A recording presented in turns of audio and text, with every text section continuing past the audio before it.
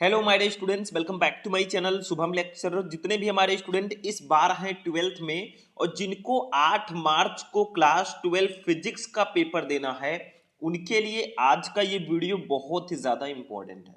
देखो स्टूडेंट, आपका पेपर जो है नज़दीक आ रहा है और 8 मार्च को आपको फिजिक्स का पेपर देना है। ऐसे में बहुत सारे हमारे स्टूडेंट कमेंट कर रहे थे, सर फिजिक्स में हम क्या पढ़ें, फिजिक्स की तैयारी हमारी बहुत अच्छे से नहीं हुई है या बहुत कम हुई है। तो आज मैं आपको पूरे फिजिक्स के चैप्टर 1 से लेकर चैप्टर 14 तक 65 ऐसे टॉपिक को मैं आपको बताऊंगा ना, यानी कि 65 ऐसे क्वेश्चंस को मैं आपको बताने वाला हूं। अगर आप इन 65 क्वेश्चन को पढ़ के जाएंगे भैया, तो आपका 70 में 70 क्लियर हो जाएगा। 70 में 65 प्लस तो आपका कहीं नहीं जाने वाला। तो मैं पूरे क्वेश्चन बैंक, पूरे बुक को और पूरे प्रीवियस ईयर पेपर को एनालाइज करके मैं 65 टॉपिक आज आपको बताने वाला हूं। इन्हीं 65 टॉपिक में से क्वेश्चन आपके बोर्ड एग्जाम में आएंगे। तो मात्र ये 65 टॉपिक पढ़ लेना पूरे फिजिक्स में, 70 में 65 प्लस लेकर आओगे, गारंटी है।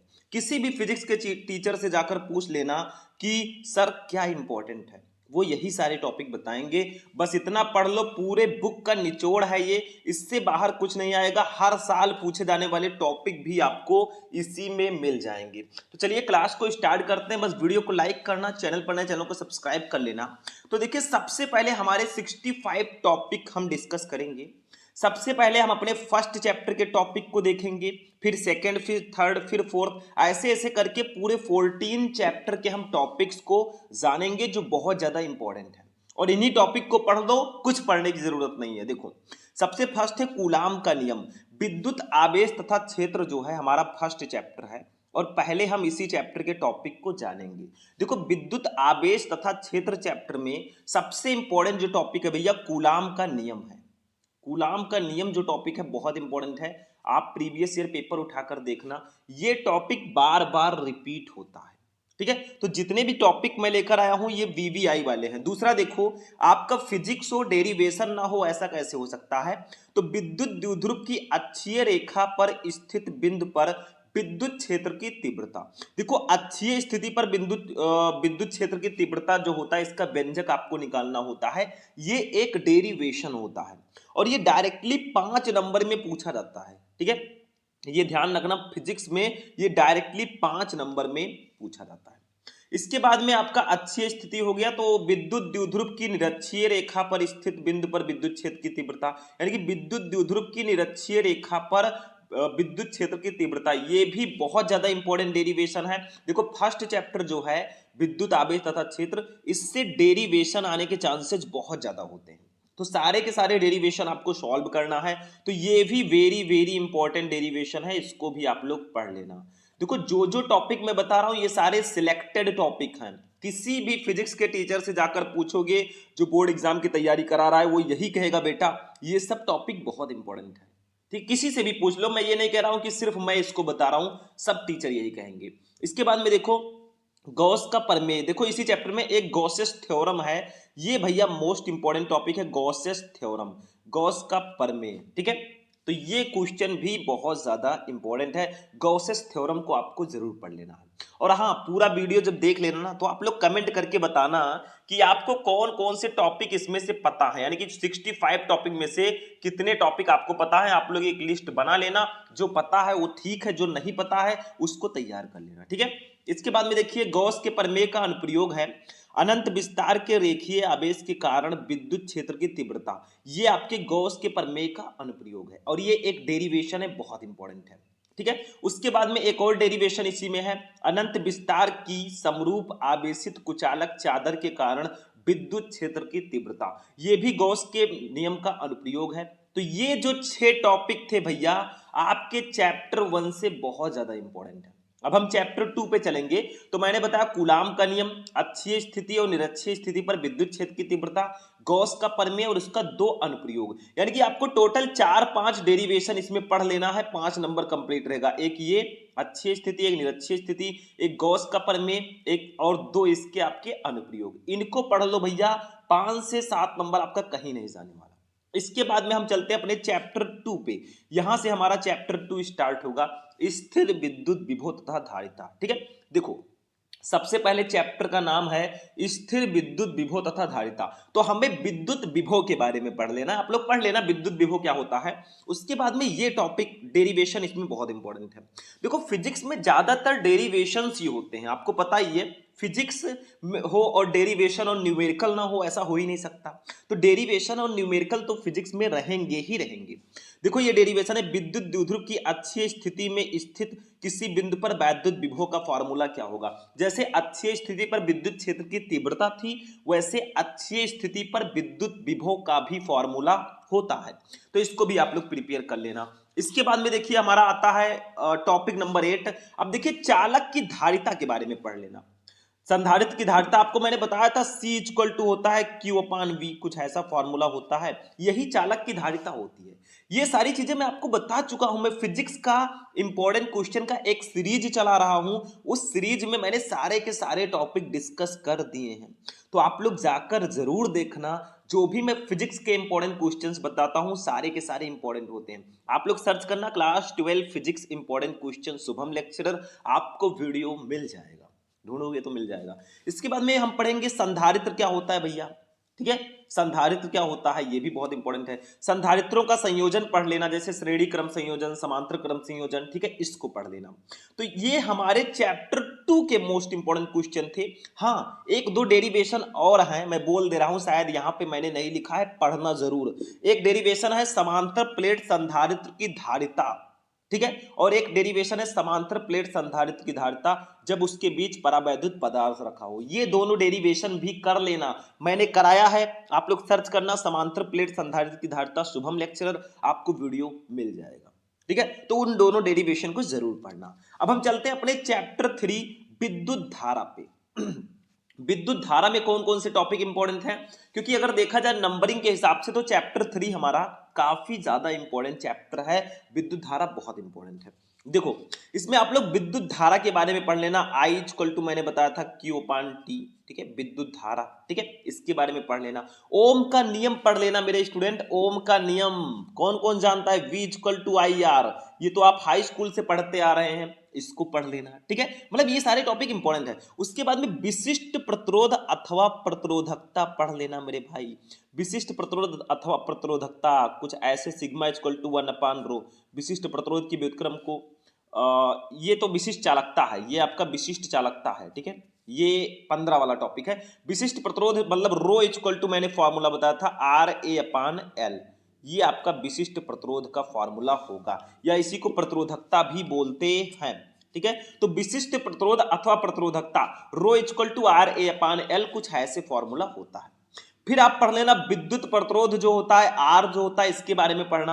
विशिष्ट चालकता को पढ़ लेना, ये विशिष्ट चालकता का फॉर्मूला है सिग्मा इक्वल टू 1/ρ, यानी कि विशिष्ट प्रतिरोध की व्युत्क्रम को हम विशिष्ट चालकता बोलते हैं। देखो थोड़ा बहुत हिंट मैं दे दे रहा हूं इसमें, बाकी इसको मैं लगातार आपको पढ़ाता रहता हूं, तो जाकर आप लोग जरूर देखना, क्योंकि ये टॉपिक ही इतना ज्यादा स्पेशल है। ठीक है, जरूर से जरूर पढ़ना। इसके बाद में हमारा सबसे इंपॉर्टेंट टॉपिक आता है इस चैप्टर का, किरचॉफ का नियम। इसको तो आप भूल ही नहीं सकते भैया।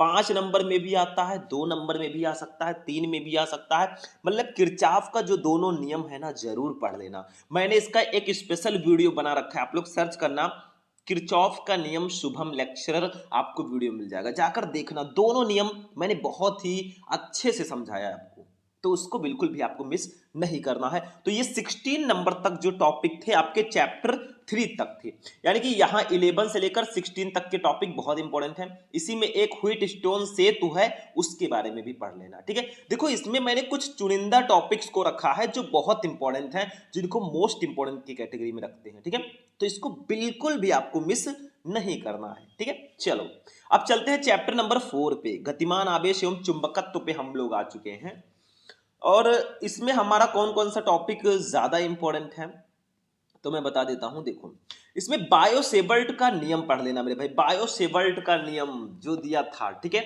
मतलब जो चुंबकीय क्षेत्र की तीव्रता है वो निम्न कारकों पर निर्भर करती है। मैंने बायो सेवर्ट का नियम आपको बहुत अच्छे से समझाया है, इसका स्पेशल क्लास मैंने दिया, आप लोग सर्च करना बायो सेवर्ट का नियम। शुभम लेक्चरर, आपको स्पेशल वीडियो इसका मिल जाएगा, जरूर से जरूर देखना ताकि बाद में आपको पछताना ही ना पड़े। इसके बाद में एम्पियर का परिपथीय नियम पढ़ लेना स्टूडेंट, बहुत इंपॉर्टेंट है एम्पियर का परिपथीय नियम। ये टॉपिक तो आप बिल्कुल भी नहीं मिस कर सकते क्योंकि ये बहुत ज्यादा इंपॉर्टेंट है। ठीक है, अब देखो यहाँ पे चैप्टर 4 हो गया।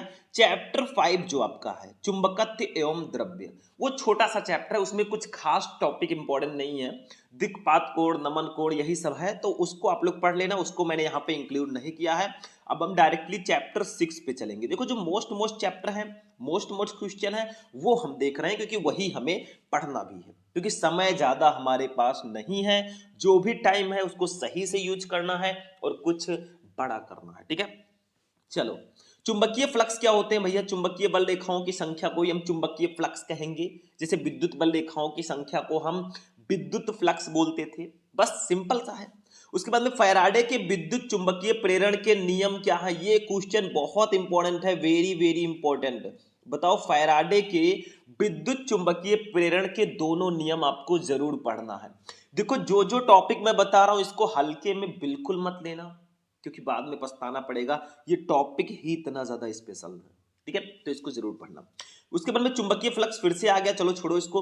फिर स्वप्रेरण, स्वप्रेरण आपको इसमें पढ़ना होगा, आपको चैप्टर 6 में। एक और है अन्योन्य प्रेरण, अन्योन्य प्रेरण आपको भी पढ़ना है चैप्टर 6 में। तो चैप्टर 6 में इतने टॉपिक आपको पढ़ने हैं। एक मैं वार्निंग आपको दे दूं, देखो स्टूडेंट, आपका न्यूमेरिकल्स इसमें मैंने ऐड नहीं किया है। हाँ, न्यूमेरिकल के जो फॉर्मूले हैं उनके टॉपिक्स को मैंने जरूर ऐड किया है, लेकिन न्यूमेरिकल्स को मैंने यहाँ पे ऐड नहीं किया है, उसको साइड में मैंने रखा। तो आप न्यूमेरिकल्स को ज्यादा से ज्यादा सॉल्व करना, यहाँ पे हम सिर्फ टॉपिक्स को बता रहे हैं और इन्हीं टॉपिक से रिलेटेड न्यूमेरिकल भी आएगा। अब चलते हैं अपने चैप्टर 7 प्रत्यावर्ती धारा, बहुत इंपॉर्टेंट चैप्टर है प्रत्यावर्ती धारा। चैप्टर पे अब हम लोग चलेंगे। देखो इसमें आपको सबसे पहले विभिन्न प्रकार के प्रत्यावर्ती धारा परिपथ, जैसे एसी परिपथ, एलआर परिपथ, एलसी परिपथ, एलसीआर परिपथ, इनको पढ़ लेना है। जैसे एसी परिपथ, एलआर, एलसी और एलसीआर परिपथ, इनको पढ़ना, इनके फॉर्मूले को पढ़ना, इनकी जो भी इनसे रिलेटेड चीजें हैं उसको जरूर पढ़ना है। फिर वाटहीन धारा को पढ़ लेना, इस चैप्टर में काफी इंपॉर्टेंट है। चोक कुंडली भी पढ़ लेना, एक चोक कुंडली टॉपिक है, इसको भी आपको पढ़ना है, शायद मैंने यहाँ पे नहीं लिखा है। उसके बाद में आपको ट्रांसफॉर्मर पढ़ना है। ट्रांसफॉर्मर तो आपको पता ही है ना, लाइट का जो सोर्स होता है हमारे आसपास लगा होता है, जहां से भी है तो आपके आसपास ट्रांसफॉर्मर लगा होगा। ठीक है, तो ये है। उसके बाद में ट्रांसफॉर्मर का सिद्धांत क्या है, इसको भी जरूर पढ़ना है, ट्रांसफार्मर का सिद्धांत। और विद्युत जनित्र अथवा डायनेमो, ये टॉपिक भी आपको पढ़ना है। तो इतने टॉपिक आपके चैप्टर 7 में इंपॉर्टेंट है, 24 से लेकर 28 तक, इनको जरूर पढ़ना। ये 5 टॉपिक बहुत इंपॉर्टेंट है। ठीक है, देखो जो जो चीजें बता रहा हूं आप लोग नोट करते रहना, और आपको क्या करना है, खुद का टेस्ट लेना है कि आखिर इनमें से कितने टॉपिक हमको पता है, जरूर देखना। ठीक है, अब चलते हैं अपने चैप्टर नंबर 8 पे। देखो विद्युत चुंबकीय तरंगे हमारा चैप्टर है, इसमें आपको मैक्सवेल का समीकरण पढ़ लेना है और मैक्सवेल का विद्युत चुंबकीय तरंग सिद्धांत पढ़ लेना है, बस इतना सा पढ़ना है, कुछ खास नहीं है। एक और है विद्युत चुंबकीय स्पेक्ट्रम को पढ़ लेना। ये 3 टॉपिक आप इस चैप्टर में पढ़ लेते हैं भैया, चैप्टर कंप्लीट, नो टेंशन, जब तक है आपके भैया शुभम। ठीक है, तो 31 तक जो है ये 3 टॉपिक आपके चैप्टर नंबर 8 से इंपॉर्टेंट है। तो हमारा फर्स्ट वाला जो फिजिक्स है चैप्टर 1 से लेकर चैप्टर 8 तक का, वो यहीं पर फिनिश हुआ।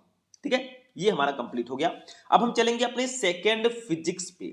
ठीक है, चैप्टर 9 से हम यहाँ पे स्टार्ट करेंगे स्टूडेंट, यहां से चैप्टर 9 हमारा स्टार्ट होता है। देखो इसमें सबसे पहले हम पढ़ेंगे प्रकाश का परावर्तन क्या है, बहुत इंपॉर्टेंट है। प्रकाश का अपवर्तन क्या है, हाई स्कूल में आप लोगों ने पढ़ा ही होगा, क्योंकि ये चैप्टर थोड़ा सा लॉन्ग है और थोड़ा इंपॉर्टेंट भी है, तो इसमें भैया टॉपिक थोड़ा ज्यादा होंगे, ये ध्यान रखना। ठीक है, फिर पूर्ण आंतरिक परावर्तन क्या है, ये भी बहुत इंपॉर्टेंट है। प्रिज्म क्या होता है, प्रिज्म के बारे में भी आपको इस चैप्टर में पढ़ना होता है। एक और आपका अभी टॉपिक और है, देखो प्रिज्म कोण, अपवर्तनांक और न्यूनतम विचलन कोण में संबंध। कुछ मैंने आपको बताया था, एक फॉर्मूला शायद आपको पता होगा, थोड़ा ऊपर मैं लिख देता हूं। देखो ऐसे कुछ मैंने बताया था, n equal to sine a plus del m by 2 upon sine a by 2, ये फॉर्मूला होता है अपवर्तनांक का। ठीक है, ये फॉर्मूला होता है अपवर्तनांक का। समझ में आया? तो यही फॉर्मूला आपसे कहा जा रहा है कि प्रिज्म कोण, अपवर्तनांक और न्यूनतम विचलन कोण में क्या संबंध होता है। यहाँ पे देखो ए है प्रिज्म कोण, डेल एम है न्यूनतम विचलन कोण और एन है अपवर्तनांक। बस हो गया मेरे भाई। 37 नंबर टॉपिक को देखिए, प्रकाशिक माध्यम की परिक्षेपण या वर्ण विक्षेपण क्षमता क्या होती है। मतलब प्रकाशिक माध्यम की परिक्षेपण या वर्ण विक्षेपण क्षमता, इसको भी जरूर पढ़ना है भैया, ये भी बहुत ज्यादा इंपॉर्टेंट है। उसके बाद में 38 नंबर पर आएंगे, गोलीय पृष्ठ पर अपवर्तन का सूत्र। ये आपका एक डेरिवेशन टाइप का टॉपिक है, तो इसको तो मिस मत करना। डेरिवेशन टाइप का है और काफी ज्यादा इंपॉर्टेंट है, तो इसको मिस मत करना। ठीक है, 39 नंबर, पतले लेंस के लिए अपवर्तन का सूत्र यानी कि लेंस मेकर का सूत्र। ये डेरिवेशन भी बहुत ज्यादा पूछा जाता है। ठीक है, तो इनको भी मिस नहीं करना है।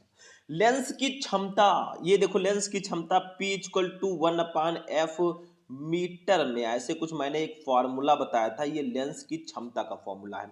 P equal to 1/f metre में, ये फॉर्मूला लेंस की क्षमता का है और यही लेंस की क्षमता होती है। 41, लेंस की फोकस दूरी के लिए न्यूटन का सूत्र, ये डेरिवेशन है, इसको जरूर सॉल्व करना क्योंकि इंपॉर्टेंट ये डेरिवेशन है। ठीक है, ये हो गया। देखो ये चैप्टर मैंने बताया था थोड़ा स्पेशल है, तो भैया इसमें क्वेश्चन भी ज्यादा होंगे। इसके बाद में सूक्ष्मदर्शी और दूरदर्शी या दूरदर्शक के बारे में पढ़ लेना है। बस इतने टॉपिक आपको चैप्टर 9 में तैयार करने हैं, बहुत है। इतने टॉपिक से आपका काम हो जाएगा, नो टेंशन, कोई टेंशन मत लेना। अब चलते हैं अपने चैप्टर नंबर 10 पे। यहां से हमारा चैप्टर 10 स्टार्ट होगा, तरंग प्रकाशिकी। देखो अभी हम किरण प्रकाशिकी एवं प्रकाशिक यंत्र यानी कि चैप्टर 9 के टॉपिक हमने देखा। अब चैप्टर 10 पे हम लोग चलते हैं। इसमें हाइगेंस का तरंग सिद्धांत क्या है।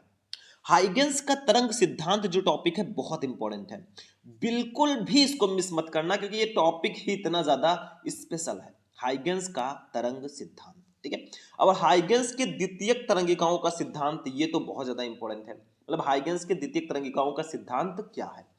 दो इसमें ऐसे डेरिवेशन है इस चैप्टर में जो काफी ज्यादा इंपॉर्टेंट है। ये दोनों डेरिवेशन आप बिल्कुल भी मत मिस करना।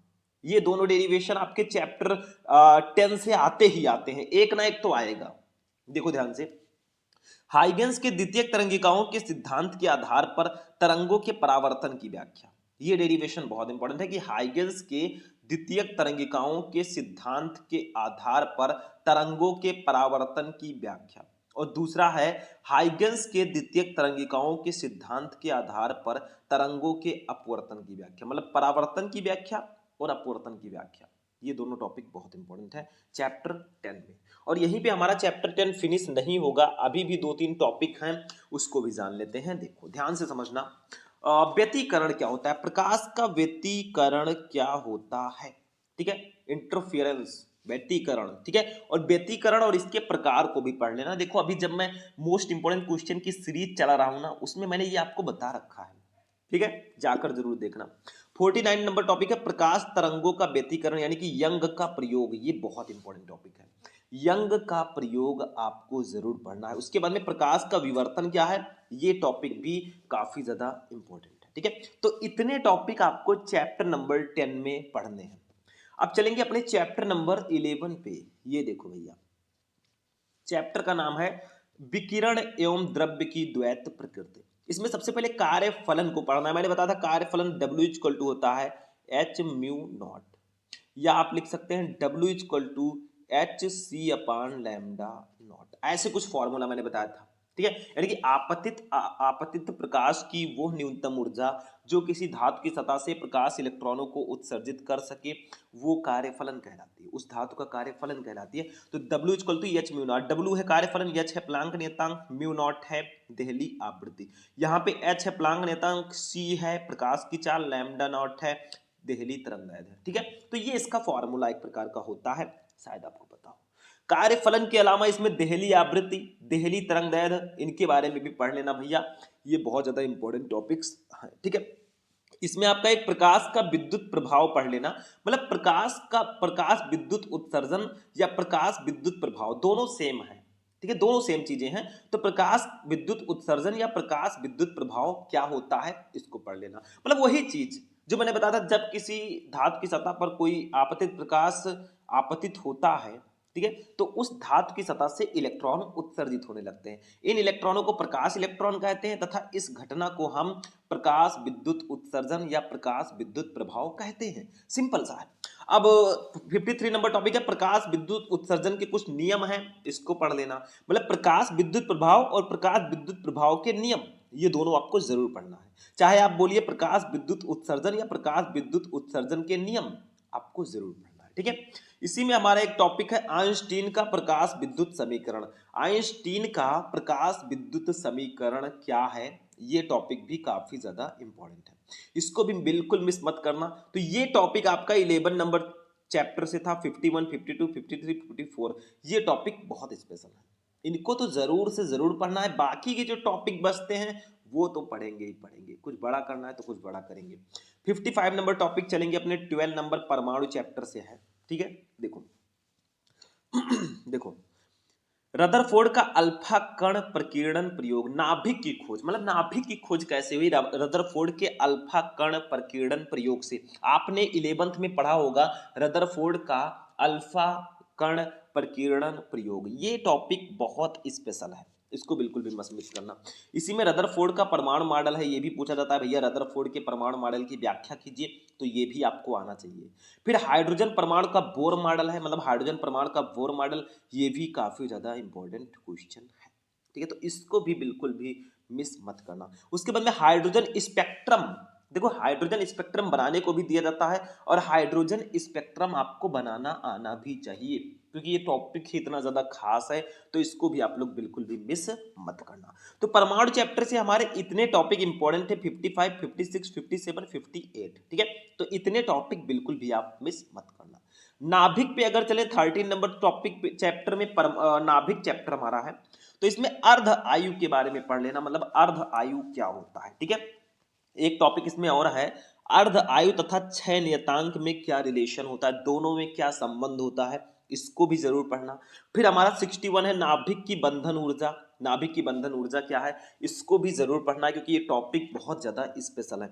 जो जो टॉपिक मैंने यहाँ पे लिख रखा है सारे के सारे बहुत स्पेशल है, तो इनको मिस आउट आप नहीं कर सकते, ठीक है। उसके बाद में आपका नाभिक चैप्टर में 2 टॉपिक और इंपॉर्टेंट है, नाभिकीय विखंडन और नाभिकीय संलयन, इनको बिल्कुल भी मिस मत करना। मतलब नाभिकीय विखंडन क्या होता है और नाभिकीय संलयन क्या होता है, ये दोनों टॉपिक इंपॉर्टेंट हैं।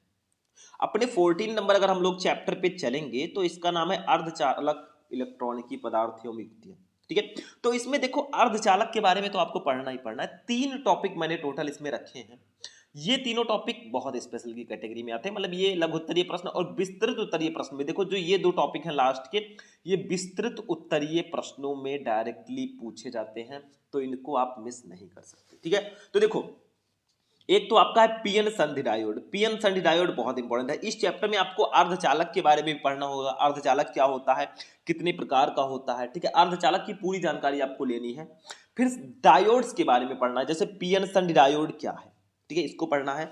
फिर पीएन संधि डायोड, पीएन संधि डायोड अर्ध तरंग दिष्टकारी के रूप में आपको दिया जाएगा कि पीएन संधि डायोड की अर्ध तरंग दिष्टकारी के रूप में वर्णन कीजिए, तो ये टॉपिक भी बहुत इंपॉर्टेंट है। और 66 नंबर टॉपिक है पीएन संधि डायोड पूर्ण तरंग दिष्टकारी के रूप में। ये दोनों जो भाई है ना, ये बोर्ड एग्जाम के लिए बहुत इंपॉर्टेंट है। मतलब पीएन संधि डायोड अर्ध तरंग दिष्टकारी के रूप में और पीएन संधि डायोड पूर्ण तरंग दिष्टकारी के रूप में। आप लोग प्रीवियस ईयर पेपर्स उठाकर देखेंगे तो ये टॉपिक आपको डायरेक्टली आपके बोर्ड एग्जाम में पूछे हुए मिल जाएंगे, तो ये चीज आपको ध्यान देना है। तो हमारा जो फिजिक्स का 65 टॉपिक था, मेरे अकॉर्डिंग जो सबसे इंपॉर्टेंट टॉपिक है 65 टॉपिक, वो मैंने आपको यहाँ पे बता दिया।